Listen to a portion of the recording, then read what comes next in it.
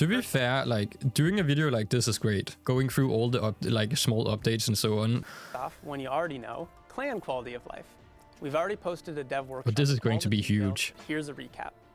Introducing the Clan Vault resource bonus. Playing missions with clanmates now nets bonus. So this we knew resources that about. are sent to the Clan Vault. Each player in a squad from the same clan will increase the amount of bonus resources earned. On top of this, each week you can complete the personal reward track to earn even more items. Squad up with your clanmates and complete missions to earn progress.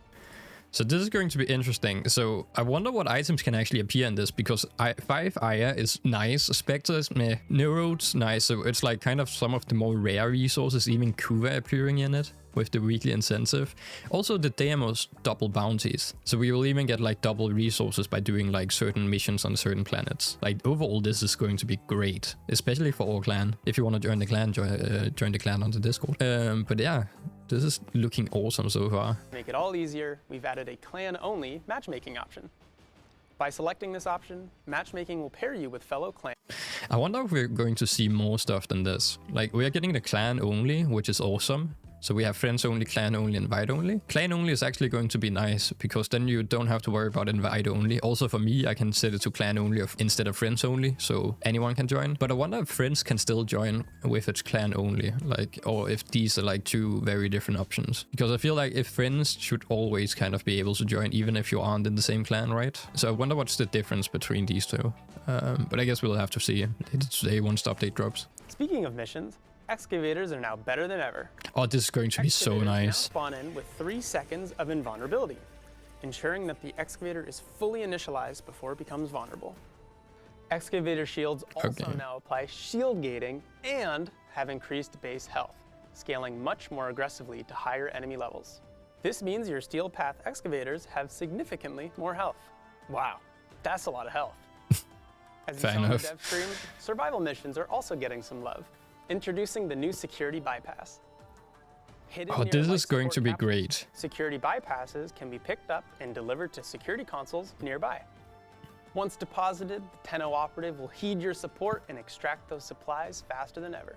For the next minute, the in-game timer will move twice as fast. So I wonder how many you can stack, and if the stack disappears once you actually reach like the time for the rotation. So apparently you can just put in multiple, so it's ×1, ×2, ×3 basically, and stack it up so the times goes way quicker. Shield gating is beautiful. I'm looking forward to the excavators as well. Excavators die way too easily, but now they should be up and running. Also the 3-second survive time at the beginning is going to be nice. But excavators overall, that's just a nice update, yeah. But this one, so it's like it just times up your time so it goes quicker. That also means in Fisher missions, if you are done with like your reactants, you can just time it up, because apparently you can just save those to move time quicker, right? So don't plug them in right away, just save them, have them laying around, and whenever you want time to go quicker, you can use them. That's awesome. This is a nice update next to the defense mission. You can chain multiple security bypasses together and complete the mission in record time. This is an interesting change as well. And instead focus just on their globe. Now, if a player is inside their globe, Arctic Eximus apply 1 cold status per second. Once you leave the globe or kill the Eximus unit, all cold status is removed. Before, so it's a snow globe frame. With 1 stack of cold status would apply a 25% slow. Pretty unfair. Now, each stack of cold status only applies 10%, but can stack up to 40%. Quick thinkers will escape with only a stack or 2, but choose to stick around. I don't feel like this is gonna do much of a difference, like other than just you don't get hit by a random new adversary weapons. thing. The Kuva Gulsa, the Tenet Quanta, and the Coda. Oh, this is the big one. Great news! It's even easier to get these weapons in-game with the new Requiem Relic changes. I want to see this. So this is interesting. So now, instead of having Requiem Relic 1, 2, 3, and 4, right, with the random things, we're getting the Eterna Requiem Relic, which has all of them, like the Requiem Parasol mods in it at once. It will be more rare to get the one you're specifically looking for, but it will be easier just overall to have a big stack of different Requiem Parasol mods, right? And the Frost Eximus we just saw about, and you can still still get the normal Requiem 1, 2, 3, and 4, right? If you want to target farm, you still kind of can, but I feel like at the end, it is still higher chance to get them through this one. I don't really see a reason to even farm the other Requiem Relics at all anymore. Once you have like maybe 1 or 2 mods you wanna get, you can just target farm the normal Requiem mods, which only contain the normal ones. Oh, Eximus adapters, that's true, yeah. But mostly, I would say like this is a nice overall change. Like if you start out with farming Requiem Eterna relics from the get-go of farming Kuvas, just getting any of the different things, like it would be a nice way to do it. Also, you have 4 people in the match, so there's like, if all 4 people are running the Eterna relics, you will get like a good chance at 4 different relics to choose between, right? Or 4 different mods. You have a chance of getting Kuva, Riven, right? And Iron Star. The only thing that is like good out of this would be the weapon adapter, which is a nice little thing as well. But yeah, overall, I think the new relics will be like the main use. The chance of just getting a rel or mod is not that high. It's going to be niche, I think. Like you can always just run this, but then you're probably running into a group of people that have the Eterna. Okay. Ooh, wait a minute. We're getting Riven Ciphers in the shop? So we're getting Riven Ciphers, Riven Transmuters, and Requiem Ultimatums. I wonder if this is just one, or it is on a timer, 4 days and 2 hours, right? So it could be just one, but I wonder if we have like a limit of 5 instead. But the Requiem Ultimatum basically 4 spawns in the Lich, which will make farming Liches and Kuva things way quicker. Because once you have and know the mod you want to use for it, right? You can just use this item to basically spawn it in and it will work. So this is a nice way to quick up your Kuva Liches basically, or Liches in general. Also the Riven Cipher is nice, so we have multiple places of getting these, so you don't have to like run the challenges on your Riven mods. Yeah, I like that. Also, it has a scroll down, so there might be even more stuff in the shop. It looks like a decent scroll down, so maybe we'll see like 2 rows more of items. So I am curious to see what else will be in the shop. Travel directly to Paladino in the Iron Wake. Ooh, a force travel as well. Our baby Tenno are also getting some quality of life with changes to the Awakening quest. On top of an amazing that looks great. We have also improved the flow of the tutorial to feel exciting all the way through. That looks awesome. I actually want to play that mission now. Even better, we have a host of grind reduction changes coming, including reduced crafting timers for Excalibur, Volt, that we knew about, which is awesome. And adding the Aram Spinoza. What is this? Okay. Oh, so we are getting... Okay. I actually have to level up my Lloyd Syndicate then. Okay, so Sporex is coming to... Oh, that's nice. Okay, that's 2 weapons you can get. So you get the Arum Spinoza and the Sporex, which was usually like a little bit more rare to get before. That's quite nice. So you can actually buy the blueprint parts from... I guess then Sporex I think is tradable as well. So this will fall in price exponentially together with the Spinoza. So those 2 weapons will definitely fall in the market price. So keep that in mind. As I think right now it is like a little bit higher in plat than other weapons. But that's quite nice, yeah. Okay. We are going through this. Defeating Tyrell now rewards 2 Equinox component. One is guaranteed for the night and day aspect. Oh, this is big. If you are going to farm Equinox, you are now guaranteed to get 1 of each aspect. And so instead of farming like day and night, basically 6 different parts at random, you are basically guaranteed to get 1 of the day and night parts. That's huge. Doesn't that just straight up mean you're only farming 3 parts? You're always getting... Yeah. Okay, that will considerably cut down the time to actually like... farm Equinox. Like before you had to farm 6 different frame parts, right? And it would be random which one drops. Now you basically have 3 parts and it's guaranteed you get 2 parts, 1 from day and 1 from night. But Nidus blueprints to all infected salvage rotations. Now rotation A and rotation B also drops as neuropic systems and chassis. Though rotation T is still the best odds. Okay, that's a nice little like but to it. Normally it would only drop in rotation C and it takes some time to get to rotation C, right? And you would only get 1 part. So now you have a chance to basically get it from A, B, C. Nidus is going to be easier to farm, even though he is in the circuit, but overall he will be easier to farm, so now you don't just wait with it, I guess. Remove the 150 Endo bundle and the following mods from the mission drop table in the process. Shocking Touch, Deep Freeze, Northwind, Hornet Strike, and Reflect Coil. To be fair, none of these mods are really like... These are fairly common mods, so I don't think that will be much of a difference. That will just mean it has a higher chance to drop Nidus parts, I guess. Add a virus main blueprint to the market. Okay, that's a big one. And increase the component blueprint drop rates to 26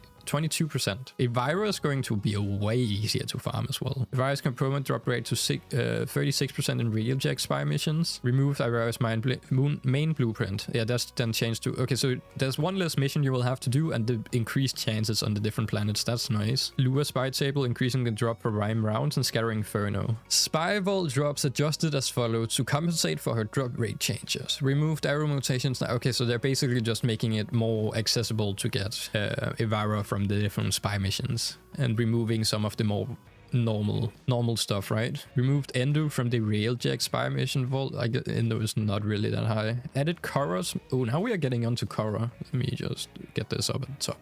No, too much. Go back a bit. Korra's main blueprint has been added to the market. Okay, that's big as well. That's huge, actually. Added her component blueprint to all of Sanctuary Onslaught. Okay, so instead of going for like rotation, you have to go for like the last rotation of like 8 rounds. Now you can get her parts in any round, and that will significantly increase the time it takes to farm her. Korra will be easier to farm. I guess she is in the circuit as well, so it doesn't really make that much of a change, but now you will see Korra rewards quite often. Added Scientific Eidolon shards to rotation A to help balance the table. So they're adding a 5000 focus turn in for rotation A rewards to help balance the tables. That's interesting. Remove Korra's main blueprint. Yeah, you can buy that from the main shop now instead. Added the Braton Vandal and the Lato Vandal blueprints and components to all Elite Sanctuary Onslaught rewards. That's big. That is huge. Now you will be able to farm the Lato and Braton Vandal easier. So you can get parts in any of the Elite Sanctuary Onslaught rotations instead of having to wait. I can definitely see the market like it's ringing in now, like sell, call the sell order. We need to sell everything right now. The Lato Vandal right now, the Lato Vandal set is selling for 150 plat. With this update, you now will be able to farm the parts in any Elite Sanctuary. So are we seeing a drop already? Are we seeing a drop? Since the update, I think, starting at 300 plat, it has dropped all the way down to 250 plat as well. And it's just going down. Okay, that's why is it so high over here? That's wild. And now we are all the way down at 150. I think people are just selling it off right now.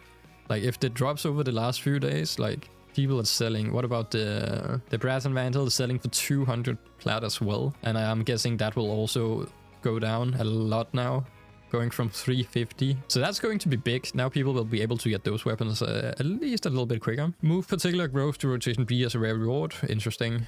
Isn't particular growth the mod that will make flowers when you kill enemies, basically? Double the chances of Kurodo blueprint from tossed Thunderbolts and Domas. Nice, so even more chance of getting more weapons. Double the chance of a Curious blueprint and the Axeltra blueprint from the Infested, the Liches. That's big. Oh, this is going to be nice. I still need to farm my Curious, I think. So getting those is going to be a nice little buff. And then lastly, we have Wolf Sledge blueprint and component now share even 25% chance to drop from the Wolf Saturn 6. Nice. Like overall, these are nice changes. This will just be a straight quality of life big change, right? That's huge. Big news for Captura enjoyers. We've got even more QoL coming to the Captura tool. You now have this is the for me. ability to add and remove enemies anywhere you want. I use these for my thumbnails. You can also have them chase you or even attack you. Oh, that's quite nice. Those with 3 light setups can now adjust the light fall-off setting, making for a smoother blend of light on the subject. Almost done. Finally, we also added a new void icon beside health bars that require void damage to destroy, a new setting in the Palm 2 to disable the monthly kiss inbox messages received from protoframes, a slider option when selecting multiples of an item. Ooh, this is nice. I like that. Giving a slider. Instead of having to click or type in, you can just quickly slide. This is just nice quality of life. Also, why do you want to sell your Hero cases blueprint or chassis blueprint, right? And you can now copy over operator and drifter hair, makeup, visage inks, and markings to your other appearance slots. Oh, nice. So you can actually, that's actually quite nice. So you can make different styles and just copy them over. And that's a rundown on all the quality of life coming with the Shadowgrapher update on March 25th. Be sure to read the patch notes for all the juicy details. That is huge. That is great. That is great. I'm looking forward to this update. This seems awesome. We'll see you in 5 hours in the update then.